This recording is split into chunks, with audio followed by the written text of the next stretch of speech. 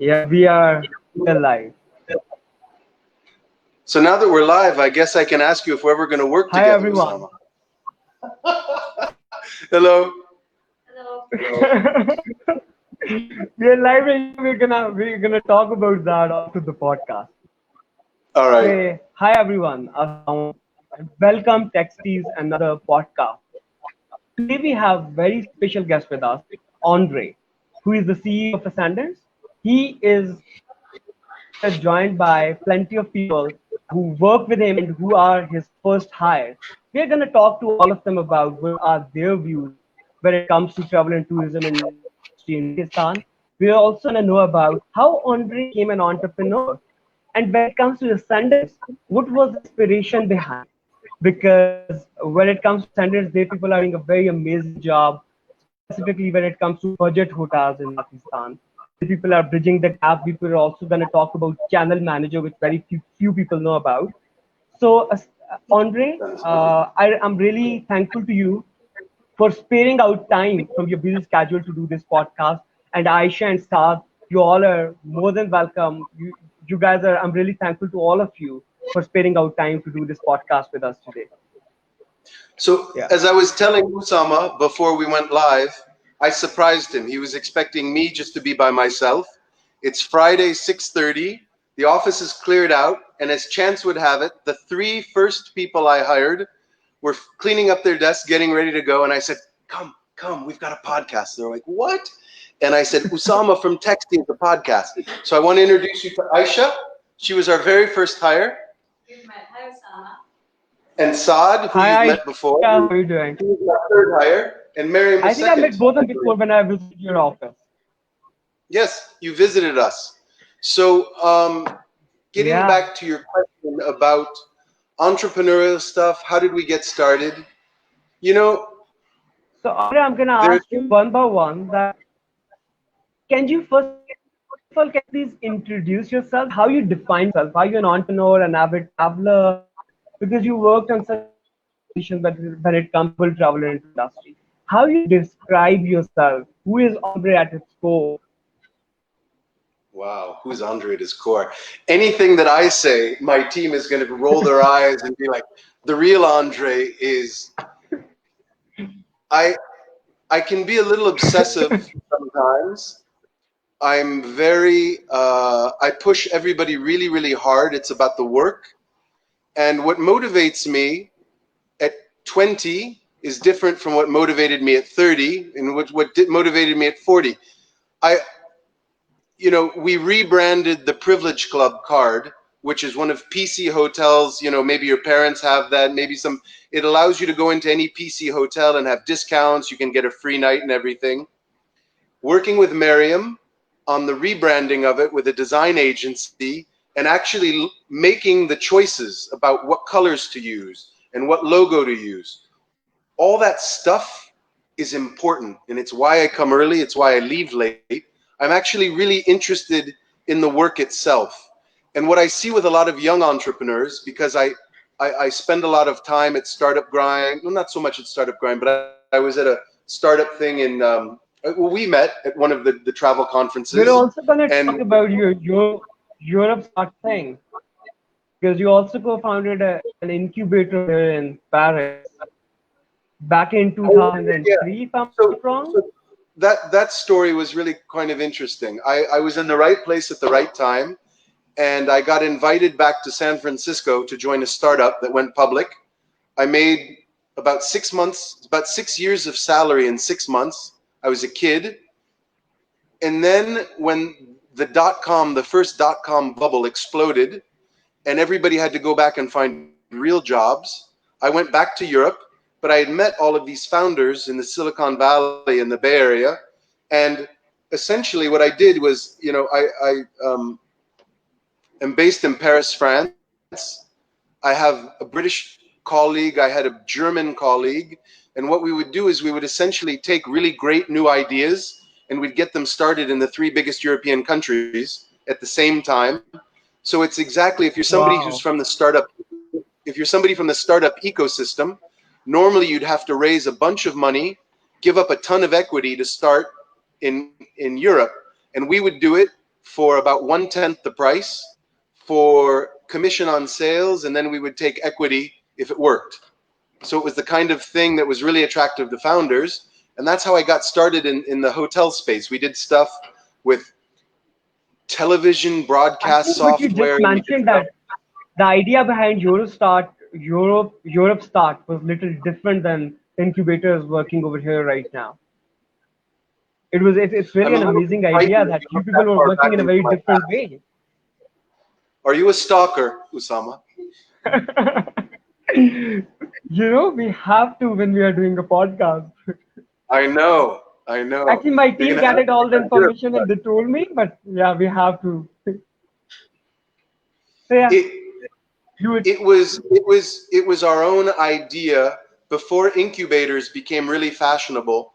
The idea was to set up a bunch of partnerships to have references ahead of time, so there was a really good story. So essentially we had a handful of people that were good salespeople and good business development people, and we would employ them on multiple projects, and we would sort of direct them, manage the projects, broker the first relationships. So it's funny, people ask me what's next after Ascendant for Pakistan. I I think that there's such talent in Pakistan. There are people who are so motivated, so talented, and I think that so many good startups, because we're close to the NIC. One of our early hires who came from the NIC, he's in contact with a number of the startups. A lot of these ideas, I'm really eager to see really good Pakistani ideas be marketed in Europe and in the United States and in Asia. There was this one startup that we found that was doing, it was super cool. You would go on a trip, you would take photos, and then you would hit play, and it would do this super stop motion thing about all the places you visited. It would create images and things, and it would do it over a map. And it was great. It was the kind of thing that could have been on Wow. Instagram I or think something you're like talking that. about Travelers. And you know the story, right? You know it. What's the name of the company? Yeah, I know Travelers. I think the Traveler. founder is Kandil, and I And don't know. and I met the I don't founder know. I once. forgot the name of the other man. We talked for 15 minutes, but I was like, that is such a great product. So, I've Pakistan very quickly has become close to my heart, and whether I stay here another couple of years for Ascendant, we have ambition to grow it in Egypt and in Nigeria. So there will be a time in the future when I'll need to replace myself here, and I'll be spending less time in Pakistan. But I don't think I'll ever leave Pakistan because I've had some good experiences with some very nice people. Next question. Wow, I think that's really great, and I think what we can learn from your story is that like people need to learn that there are a lot of opportunities over here when it comes to Pakistan. We can work over here to create more and more employment for our people and contribute to the economy of Pakistan. By the way, the next thing is that in 2019, travel and tourism direct and indirect contribution to the global GDP was 10.3 to 10.4%. And when it comes to Pakistan, it was 2.8%. How you look at the future of tourism in Pakistan? What, according to you, will be the future? Like how you look at the industry? I can't thank you enough for that number. I had a meeting today with a development agency talking about the developmental impact of opening up online distribution in secondary and tertiary markets. So places like Sialkot and Digi Khan and all these destinations that are not linked, they're not on the internet. And that number you shared with me yesterday by email. So I knew the 10% because I know the WTTC numbers, but I didn't know the 2% number. But I threw it out today, and in my mind, I was thinking, thank you, Usama. So to answer your question, According to by when the you number start is from yeah. when you start from zero or a low number, all you can do is go up. So the growth, when you start from a very low number, is incredible growth. And that's the reason that companies like McKinsey, companies like Google, everybody's watching Pakistan because the possibility, the capacity for growth is so amazing. Tourism, I threw out a number. We were meeting with a bank about a loan. We're, we, we've talked about Roomf.pk is budget rooms with extra oomph. So when my account managers go to nice hotels that are affordable and clean, we'll distribute them under our Roomf brand. We're going to employ a bunch of students to go door to door in the Northern Territories and to take private houses and to rent those in the summertime, because there aren't enough rooms in hotels in Northern Territories. Everybody wants to go up, but there aren't enough people there. So the idea is to take a loan for $500 or $700, about 125,000 rupees, and to give those to individuals that would then install Wi-Fi, that would repaint, they would put mattress, a spring mattress, they would do all this nice stuff for it. So then we could distribute it not just on Roomf, but via the channel manager through partners like Booking and Expedia and Airbnb, but also through domestic partners that we've also already signed with BookMe. And there's a very, very, very big e-commerce site that, inshallah, within the next week or two, will be signed as well. So you can go to this big e-commerce website and reserve your hotel room or your private home Wow. anywhere in the country. I think the problem you So, just mentioned, that this is the real problem when it comes to peak season, specifically when it comes to travel and tourism destination over here, like Nathagali, Gilgit-Baltistan. Like people don't have like available rooms over there when they want to travel north.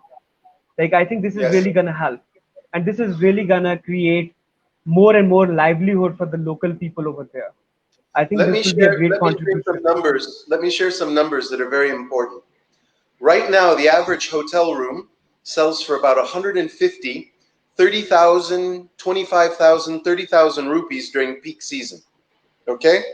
If you take somebody's home, if you give them a loan of $750, they can rent that room 8 nights and it pays for itself. So what we do is we collect the money from the travelers. We take 20% to pay the bank back. That first season, the first 45 nights, we'll take $20 from each booking. We'll pay the bank back $900. That's a 20% return on the loan. But for the person that has the house, if they rent that 60% of the time over 4 months, that's $7,200. In rupees, $7,200 Wow, is about it's close to 700. 9 lakh rupees. It's 1 million. It's 1 million rupees. Yeah, yeah. So in one summer they can make 1 million rupees. But if you do that for a thousand private homestays, you're generating $36 million in a region over 5 years, all with a tiny investment of Wow. $750 to 1,000 rooms in an area. So we've met with some development I think, agencies. Yeah. yeah,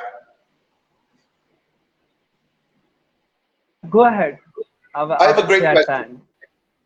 What I would like to do is I would like to ask a question to Saad, who will reply in English or Urdu. You imagine most of your guests, pretty much everybody speaks Urdu, correct? All of your viewers? So I would like for Saad to give Yeah. a first So by the way, example of I'm what gonna it was, ask a question. what it was like to talk about booking engine, channel manager, websites to the first hotels that he saw more than a year ago, and what it's like now, because he used to start with the basic guest house. Now he's presenting this to bigger mid-size hotels.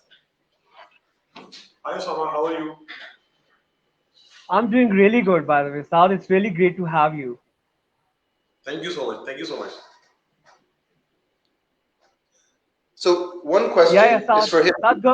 Yeah, go ahead. Yeah. So by the way, Saad, first of all, tell us a little bit about how you joined Ascendants and how is your experience with Ascendants till date, and what is the mission behind company? Like, yeah,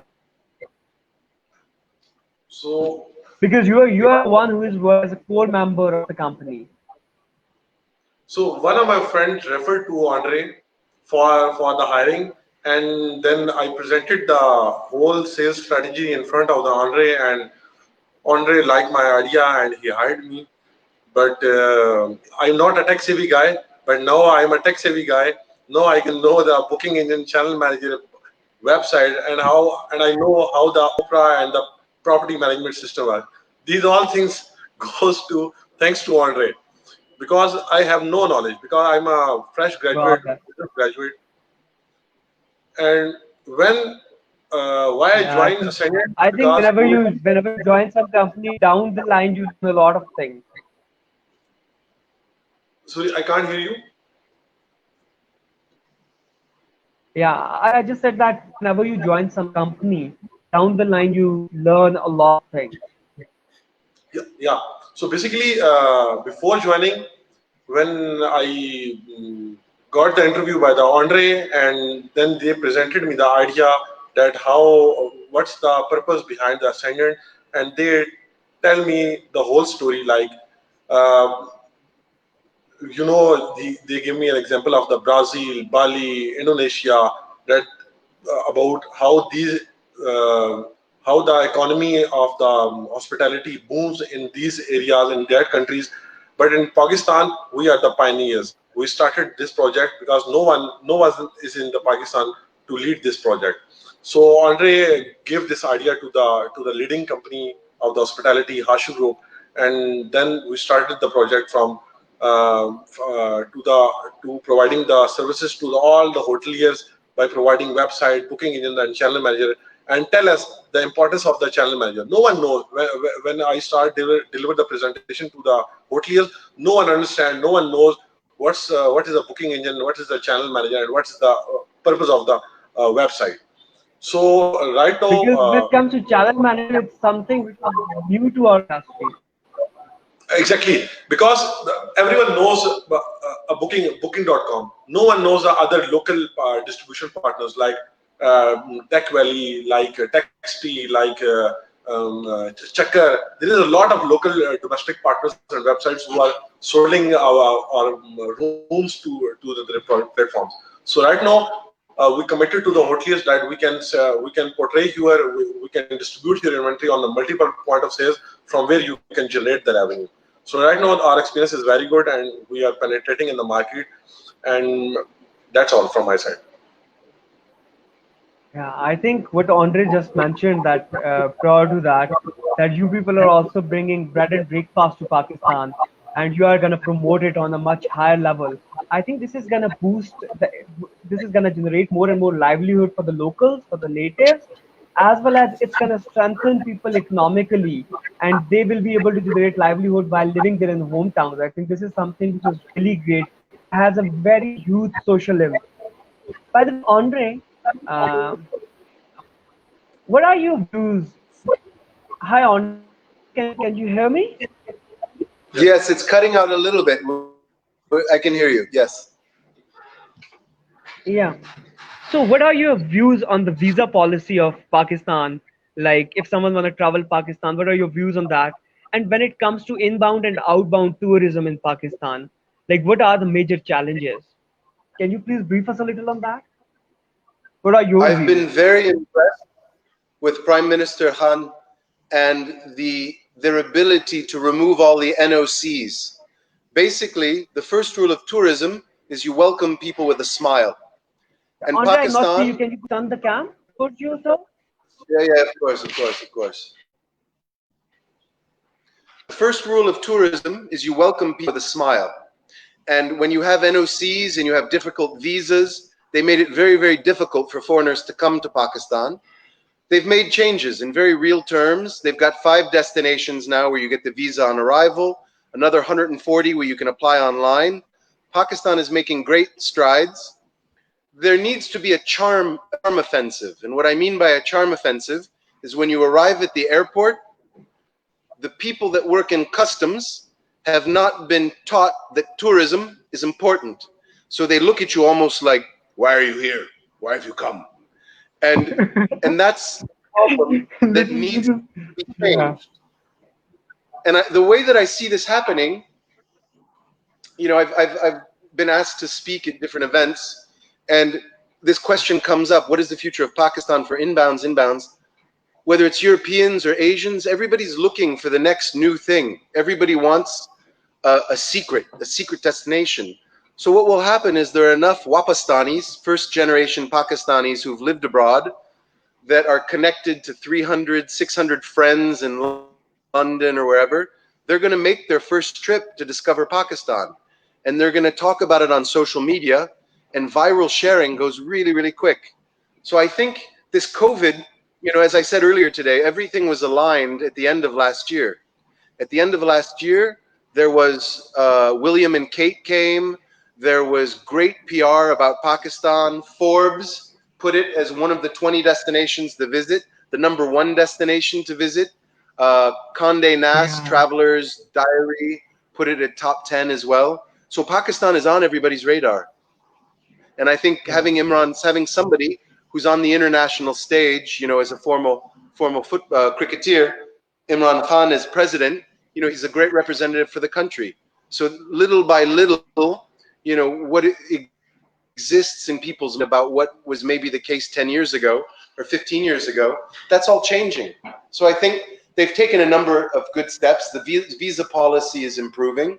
And I think it's really COVID will set Pakistan back for 2 to 3 years for inbounds, because people are traveling differently now.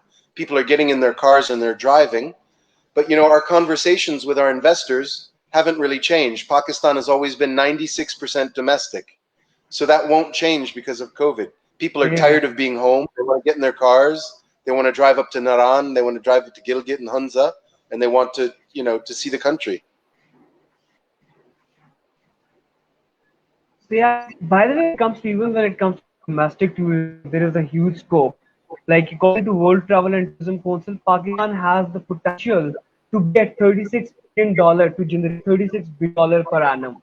According to Yeah. Zulfi Bukhari, it will be on $26 billion down the next 8 years down the line. So I think Pakistan has a huge potential when it comes to tourism. So by the way, there is something which I wanna ask. That what is your favorite travel destination in Pakistan, which you traveled before and you really wanna recommend others to travel that place? What is my favorite what? Destination. Ooh. Travel destination I in am Pakistan. terrible because I go to Lahore and Karachi for business, and I'm working so hard that I go to the same restaurants with different people. I don't really take leisure time. I was absolutely stunned by the natural beauty of Skardu, and we went up to the Deosai Plains. I was with Saad, and I was with Aisha was there. Miriam couldn't come. She was too busy. She had other social engagements and couldn't make it with us last year. But we all traveled. We were at PTM in Karachi together. You know, I think there are Bawalpur. I'm dying to get to Bawalpur. I'm also this close to buying a motorcycle and spending weekends going up to like Muri and Bourbon, and within a 2-hour drive. I've I've been up to Monal, but I haven't gone much further. I've been to the Highlands. Yeah, I need to see a lot more of Pakistan. I have a friend in Karachi who's promised to take Yeah, me on but a road you trip 2 hours to the west. Apparently, the beautiful beaches, 2-3 hours from Karachi. So I have a very long bucket list, Usama, and yeah. I'm still By the way, waiting on your yeah, interview. I think that Pakistan has. Say, go ahead. Sorry, I haven't heard you. Can you please repeat it again? Yeah, you can you please repeat it again? I said I have a very long bucket list, and then I was leaving for your next question. Yeah, I think what you just mentioned that Pakistan is a very beautiful place where we have from white sand beaches, the lush green meadows to the plateaus and to the snow-clad mountains full of snow-clad. So by the way, I think there are a lot to visit in Pakistan when it comes to travel and tourism. Like even there's a lot Pakistan has to offer for in when it comes to domestic travel. By the way, there is one more thing which I want to ask you. Like, we all been through COVID, and COVID haven't gone yet. It's still here. We are still going through this crisis. Uh, how you spent your quarantine days, and how much your life has been impacted because of COVID, and how much life has been impacted? Can you please share the positive and negative impact? Um, Let me answer your question on several different Yeah, the moment levels. that you were okay. I was I got on a plane in March and I flew here when a lot of other foreigners were flying away. I was quarantined here in my apartment when everybody was working from home, but I was here in F7, and a lot of my friends would call Okay. me from Europe and they were like, "We're really worried about you. You're home alone." And I said to them, there's a quote from a French philosopher that's often wrongly attributed to Gandhi. And the quote is, "All of humanity's problems stem from man's inability to sit quietly alone in a room." So I think that COVID has been Wow. really good. I think COVID has been really good for humanity. Families in certain parts of the world that never see each other are forced to get to know each other. In Pakistan, where families are constantly living on top of each other all the time, it was a little bit more difficult for them. But I think the thing that I really like from an ecological standpoint, the canals in Venice were clear. There's this story of a dolphin. I'm sure it's a made up story. I don't Yeah. believe that a dolphin came into Venice. But you have all these stories of like monkeys coming down from the hill into the cities. You have wildcats in New York City. And all of this, it's like nature reclaimed the planet because human beings were forced to go inside for a while. And I think that's really healthy. And I think maybe we should do that every 10 years for a couple of months, right?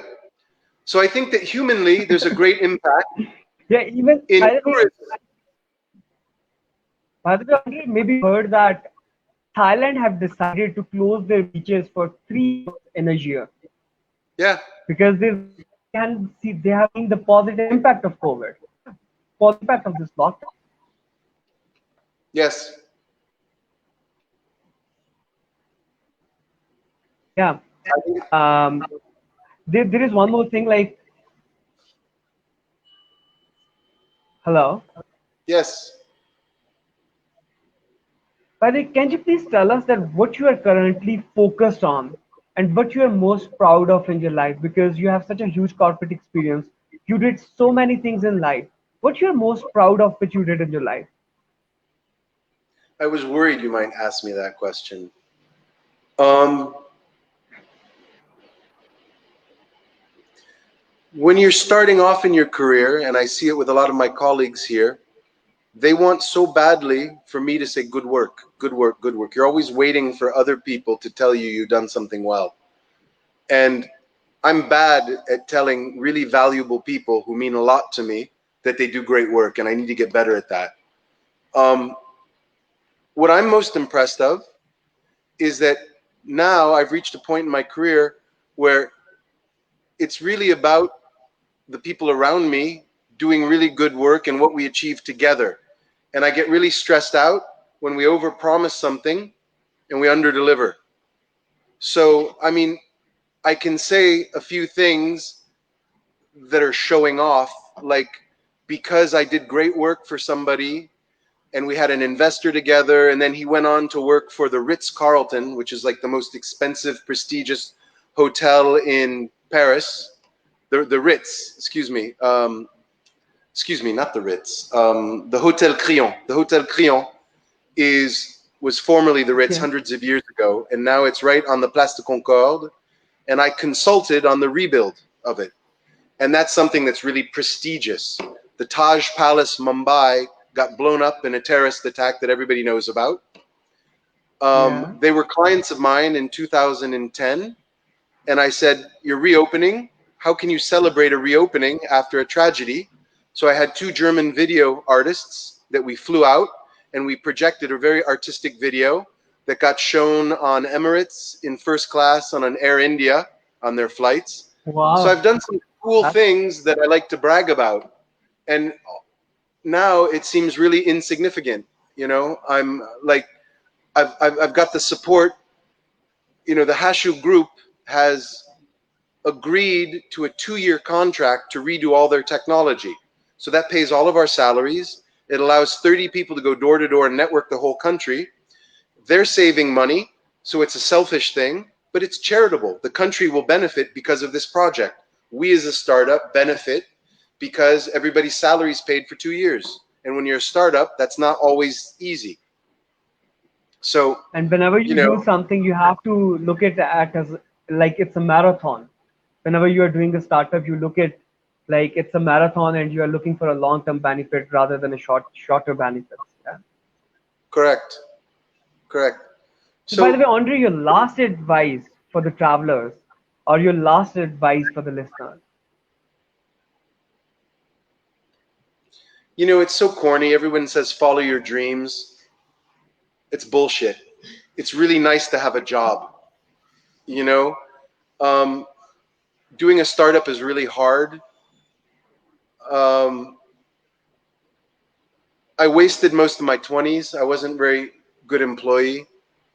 By the time I had my first startup at 28 and I was focused on all the wrong things, we got lucky. It should have failed. It didn't. I've done other things that were okay. Um, my advice to everybody is give more than you take and be generous. I look around the 30, 34 people that are around me. I have a handful of people I'd do anything for because they've given me so much more than I've asked for. And by doing that, you make yourself invaluable. That's my advice. Go to work. Wow, I Don't ask about your salary. Don't ask for a raise. Get another job and then watch your boss cry when you leave. Seriously. That's the best seriously, advice I can I think it's really a great advice. By the way, like you just mentioned that be humble. Like as you just mentioned, you have to be humble. Be start your day with a gratitude. Be thankful to whatever you have, and do like most of the time we people are like we people think that if we are going to have this, then we are going to do that. Don't be demanding. Like do things in possibilities you have.